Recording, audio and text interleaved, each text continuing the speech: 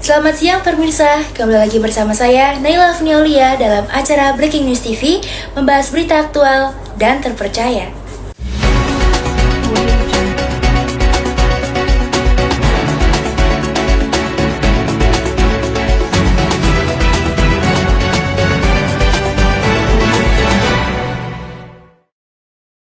Styrofoam atau polisterina yang diperluas selama digunakan sebagai kemasan makanan dan barang konsumsi lainnya karena sifatnya yang ringan dan murah. Namun di balik kemudahan tersebut, styrofoam membawa dampak buruk yang tidak bisa diabaikan. Namun, bahaya styrofoam sudah banyak dibahas. Kenyataannya, masih banyak pedagang yang menggunakan karena alasan harga dan ketersediaan.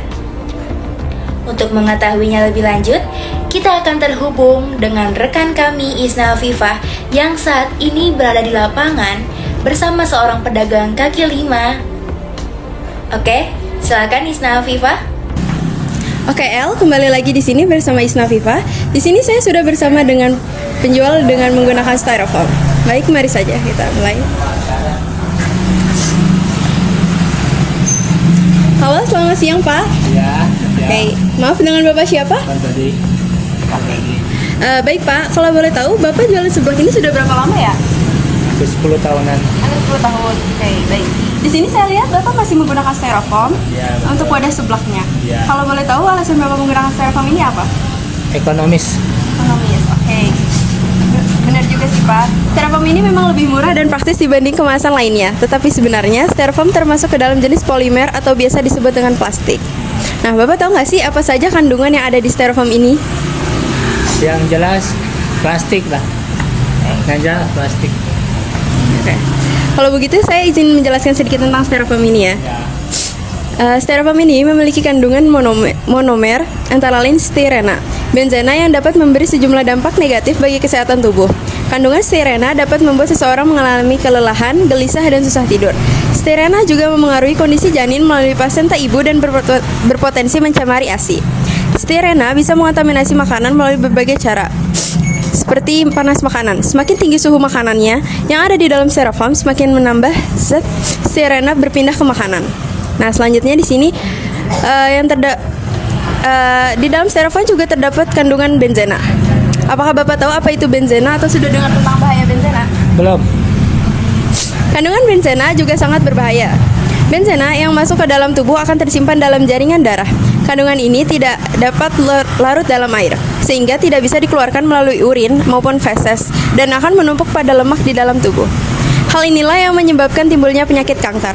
Kandungan benzena akan berpindah dengan cepat begitu terkena uap panas dari makanan yang dimasukkan ke dalam styrofoam.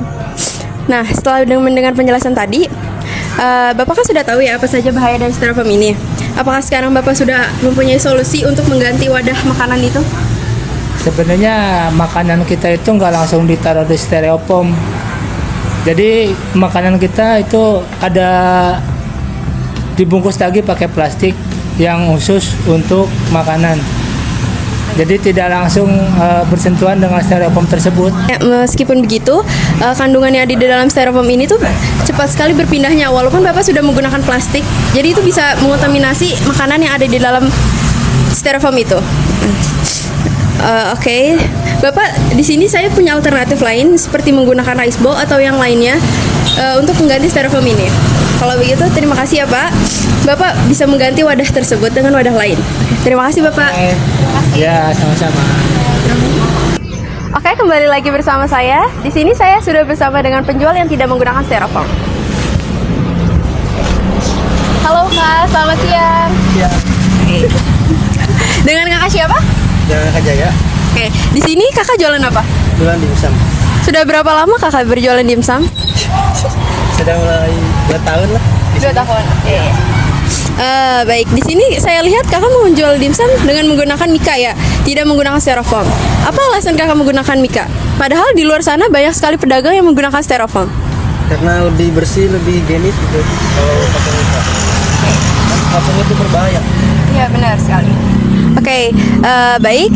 Yang Kakak lakukan di sini sudah benar dengan tidak menggunakan styrofoam. Tapi apakah Kakak sudah tahu apa bahaya dari styrofoam itu sendiri? Ya kan, kalau styrofoam itu kalau kena air panas suka meleleh gitu. Iya, Kalau ini kan enggak. Itu doang kali perbedaannya. Jadi makanya menurut kita. Oke. Saya perjelas lebih sedikit ya Kak. Di sini styrofoam ini memiliki kandungan monomer Pak. Kak, seperti stirena, benzena, dan formalin yang diketahui dapat memberi sejumlah dampak negatif bagi kesehatan.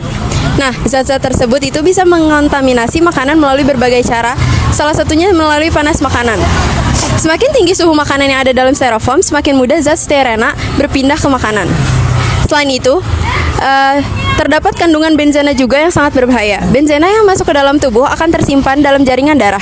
Kandungan ini tidak dapat larut dalam air, sehingga tidak bisa dikeluarkan melalui urin maupun feses, dan akan menumpuk pada lemak di dalam tubuh.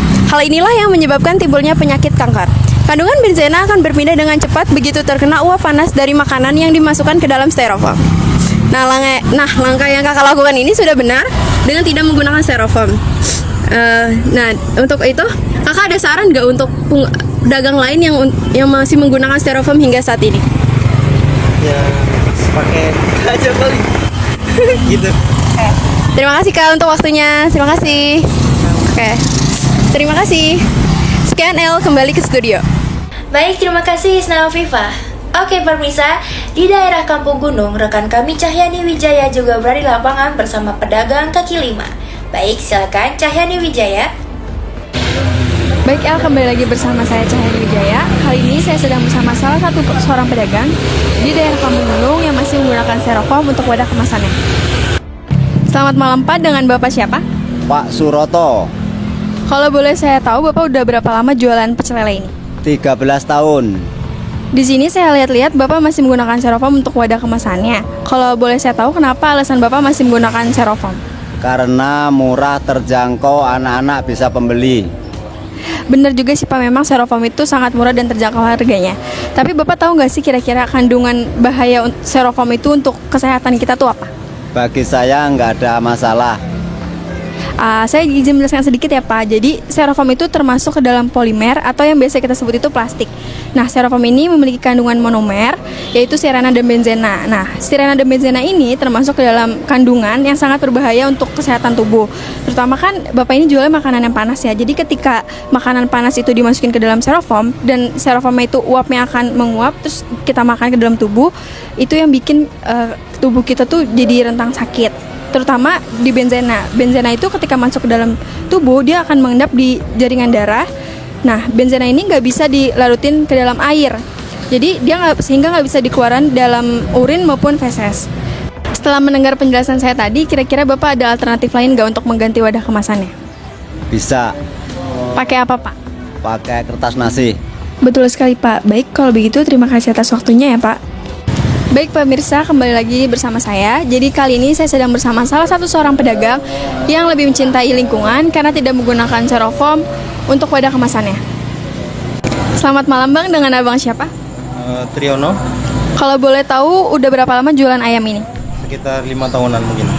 Di sini saya lihat abangnya udah nggak gunain styrofoam untuk wadah kemasannya ya. Kalau boleh saya tahu kenapa abang menggunakan kertas kayak gini dibanding styrofoam? Padahal kan pedagang-pedagang lain juga banyak yang menggunakan styrofoam. Karena kan styrofoam harganya murah dan juga terjangkau. Menurut saya kalau dengan styrofoam itu kurang kurang baik lah buat kesehatan, makanya pakai kertas yang kayak gini agar lebih sehat buat konsumen, juga mudah dicari. Udah sih itu aja.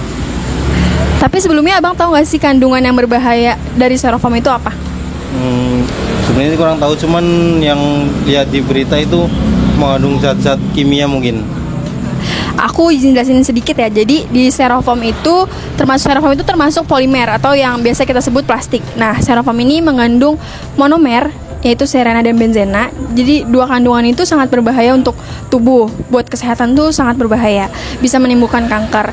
Terutama untuk kandungan benzena. Jadi ketika kandungan benzena nih kita makan, dia tuh akan mengendap ke dalam jaringan darah.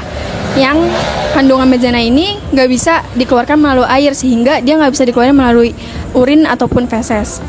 Nah, kira-kira abang ada saran nggak untuk para pedagang di luar sana yang masih menggunakan styrofoam? Untuk rekan-rekan yang sama jualan gorengan sih mending pakai kertas ini atau enggak pakai box aja biar lebih sehat buat konsumen juga. Yang abang lakuin ini kan udah bener banget ya. Jadi semoga abangnya terus pertahanin, gak gunain styrofoam, tetap ngegunain kayak gini atau box. Sekian ya bang, makasih atas waktunya.